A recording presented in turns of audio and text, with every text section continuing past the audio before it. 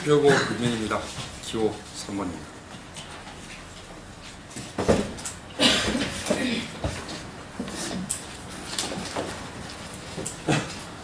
아무래도 다음번 대표단 선거에 중요한 대표단 과제, 중요한 과제 하나가 재창당일 겁니다. 아마도 그래서 고립주의에 대한 얘기가 나오는 것 같습니다. 이 이야기는 이념적 순결성을 빙자하여 대중적 고립을 자초할 것이다라는 얘기입니다. 이 이야기는 이념적 기준을 분명히 함으로써 외연 확대를 시도하지 않을 거라는 얘기입니다. 제가 대표가 되면 노정추부터 변형 모임에 대하여 가치 기준을 세우고 가치 좌파 정당을 창건하자라고 제안할 것입니다. 고립주의에 대해서 다시 말씀드리겠습니다.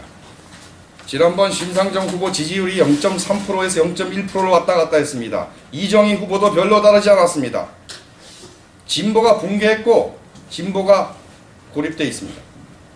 고립주의, 이것은 태도나 경향이 아니라 우리의 현 상태입니다. 고립되지 않은 진보 정당을 만드는 것, 옛날 잘 나가던 세월에 쓰던 석가래 끌어와서 쓰고 옛날 건축 공법으로 만든다고 해서 되지 않습니다. 재건, 복원으로 새 집이 지어지지 않습니다. 개축에 불과합니다. 고립되지 않으려면 새로 지어야 됩니다. 새로운 공법으로 지어야 됩니다. 대한좌파 또는 좌파 대한정당을 주장하는 이유가 바로 거기에 있습니다. 바야흐로 신자유주의 종식기고 박근혜 시대입니다. 압축 성장하던 사회가 어느 날 갑자기 2% 성장할 겁니다. 2% 성장은 한국 같은 인구 증가율의 제로 성장입니다. 압축 성장하다가 제로 성장합니다. 3년 안에 거리에 군중이 꽉 차게 될 때 이 당은 무엇을 할 것입니까? 그 군중 앞에 깃발이라도 내세울 수 있을 것입니까? 그 군중들을 쉬게 하고 선전하고 교육시키고 할 수 있는 거점을 확보할 수 있을 것입니까? 이런 질문들을 던지셔야 합니다. 물론 극약 처방으로 반짝 선양할 수 있습니다. 그러나 그 다음에 올 급전 낙하의 골은 더 깊을 것입니다. 결국 평균 성장률 2%의 시대로 들어가게 돼 있습니다. 그럴 때 대중은 압축 저항합니다. 그리고 시대는 압축적으로 극복되는 겁니다. 단 대안적인 좌파가 있을 때. 저는 어떤 시대에는 급진적인 이념이 옳으나 비현실적일 수 있다고 봅니다. 그러나 어떤 시대에는 이념의 급진성이 이념의 현실성일 수도 있는 시대가 있습니다. 앞으로 우리가 닥칠 시대가 그러할 것이라고 봅니다. 이 상태에서 고립주의라고 분명한 대안에 대해서 공격하는 것이야말로 가장 비현실적이고 가장 반대중적인 언사라고 생각합니다. 오늘 드리고 싶은 첫 번째 말씀이었습니다. 두 번째 말씀은 우리 당의 내부 정치에 관한 겁니다. 피해의식의 정치, 이제 그만해야 됩니다. 노심조 때문에 우리가 이 모양 이 꼴인 것도 아니고 해당 짓을 하는 소수파들 때문에 그런 것도 아니고 이런 소수파 저런 소수파가 자꾸 등장해서 그런 것도 아닙니다. 다수파가 다수파의 역할을 못하기 때문입니다. 피해의식의 정치에서 신뢰의 정치로 전환해야 됩니다. 저는 묻고 싶습니다. 신뢰란 무엇인가? 과연 이 당의 대표님들께서 거짓말을 친 적이 있었는가? 그렇진 않으신 것 같습니다. 주관적으로 볼 때 거짓말은 아니었다고 봅니다. 그러나 약속들을 잘 지키지는 못하셨죠. 왜 약속을 지키지 못했을까? 지킬 약속을 하지 않았기 때문입니다. 그럼 어떤 약속을 지킬 수 있느냐? 바로 당원들 안에서 공론을 형성하고 당원의 의지를 모아내고 그것을 당적 의지로 결합시킬 수 있는 능력을 가진 대표, 그런 대표가 신뢰받는 대표입니다. 밀어붙이는 능력이 필요한 것이 아닙니다. 다수와 소통할 수 있는 능력, 다수와 조율할 수 있는 능력, 한 발짝 한 발짝 작은 걸음이라도 대한좌파 정당을 향해서 갈 수 있는 경로를 가지고 있고 설계를 가지고 있고 방향을 제시할 수 있는 능력, 그것이 바로 신뢰의 조건입니다. 신뢰란 사람의 인격이 아니라 구체적인 조건을 뜻합니다. 세 번째 말씀을 드리겠습니다. 왜 이 선거에 나섰는가?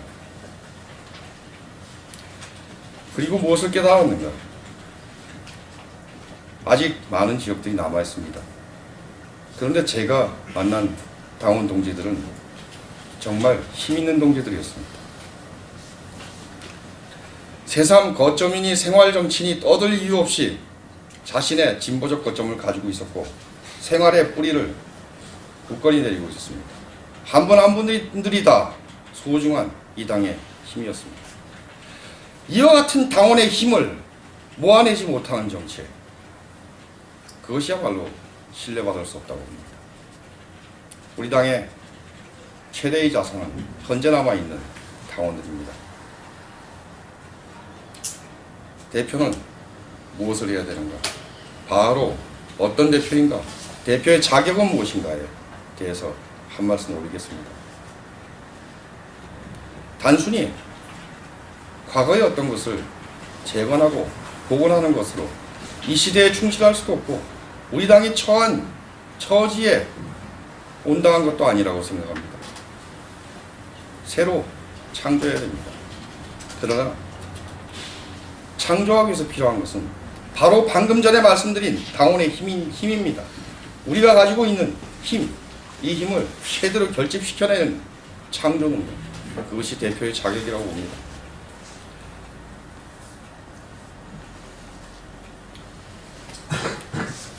제가 이번 선거에 나서면서 그래도 2014년 지방선거 전까지 이런 일들은 해야 되지 않겠느냐라고 공약을 몇 개, 5개 말씀드렸습니다. 나눠보자면 첫 번째는 정치적인 새 출발을 하자. 새로운 10년을 열자. 그 10년을 기반으로 하여 좌파 집권의 길을 열자. 그러기 위해서 재창당 제대로 하고 내부 혁신 제대로 하자입니다.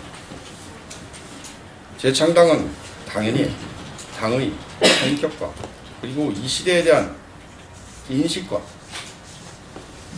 어떤 것을 중심적인 투쟁 과정에서 싸울 것인가, 어떤 대안을 통해서 대중을 만날 것인가의 문제들을 명확히 정리해야 됩니다.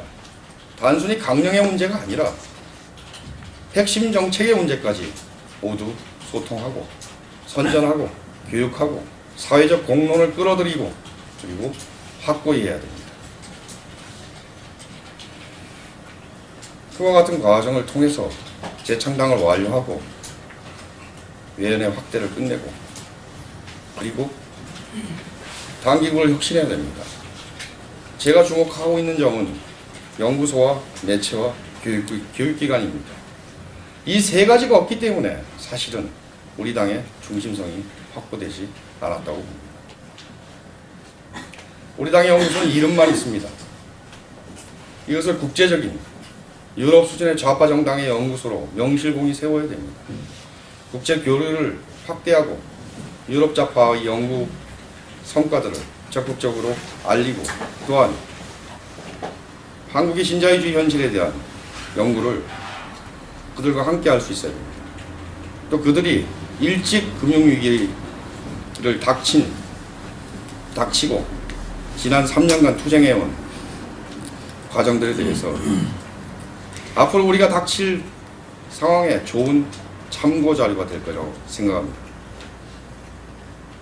두 번째는 매체입니다. 종이기간지 합니다. 맞습니다. 종이기간지 있어야 됩니다. 당비 내는데 한 달에 한 번 신문도 안 오면은 당원이라고 어떻게 느끼겠습니까? 그런데 어떤 종이기간지인가? 이 문제에 대해서 기획이 있어야 됩니다. 무엇을 할 것인가? 어떤 내용을 다루고 그것이 단순히 소통의 문제인가? 선전의 문제인가? 정치투쟁의 무기인가? 이런 문제에 대해서 명확한 상이 정립돼야 될 것입니다. 누군가 지른다고 해서 종이기간지를 그렇게 하자라고 결정할 수는 없을 겁니다. 그러나 3개월 안에 논의해서 만들겠습니다. 교육기관을 만들고 당협을 활성화하고 그래서 2014년 지방선거에서 최초의 반전의 계기를 마련하자. 이게 저의 공약입니다. 매우 간단합니다. 힘있게 추진하면 할 수 있습니다. 우리는 할 수 있습니다. 감사합니다.